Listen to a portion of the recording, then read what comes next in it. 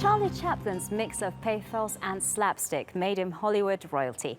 Now a museum in Switzerland is painting a bigger picture of the British legend, from his humble beginnings in London to his rise and fall in the US to his exile on the shores of Lake Geneva. And it's bringing to life his creed that we must laugh in the face of our helplessness against the forces of nature.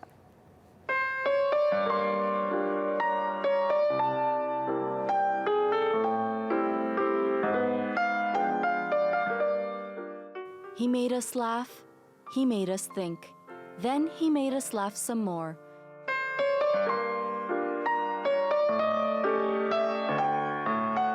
Charlie Chaplin was one of the most important artists in cinematic history and one of the biggest stars of the 20th century. Now, after 15 years of planning, a museum is continuing his legacy. Chaplin's World, an interactive museum showcasing his life and works, opened Sunday on the shores of Lake Geneva in Switzerland. And he's as relevant today as he was in his time. As ever, you hear the final speech of the great dictator.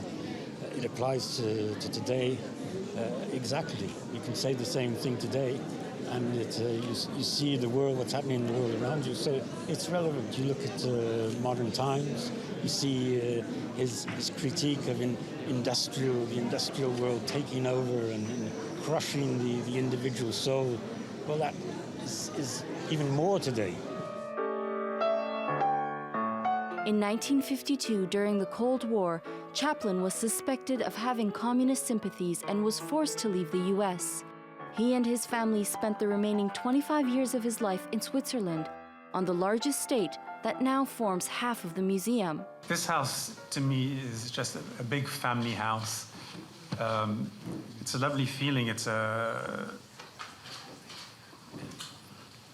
lot of souvenirs, but it's mainly a feeling warmth. When I see the pictures on the first floor here, it just reminds me of so many things. So really, it was an ideal place. It's how can I say it? It's happiness. Chaplin's on-screen work began in 1914. Visitors can trace his path from a childhood of poverty and hardship in London to his rise as the first worldwide icon. Take a stroll down Easy Street. Tumble around a cabin on the edge of a cliff just like Chaplin did in Gold Rush. Grab a seat in the restaurant where he ate his shoe in The Immigrant, and visit the barbershop from The Great Dictator. All great examples of Chaplin's trademark takes on greed, dignity, and war. C'était quelqu'un qui adorait l'être humain. He was someone who loved humans, but who hated injustice. It was more than just politics. He was more concerned by the way that human beings want to destroy themselves. But he was an optimist. In all of his films, there is always the hope that things will change. Maybe nowhere was that hope more evident than in The Great Dictator. Amid the slapstick, Chaplin delivered a cry for a better world when he expressed that greed has poisoned men's souls, has barricaded the world with hate, has goose-stepped us into misery and bloodshed. More than machinery, we need humanity. More than cleverness, we need kindness and gentleness.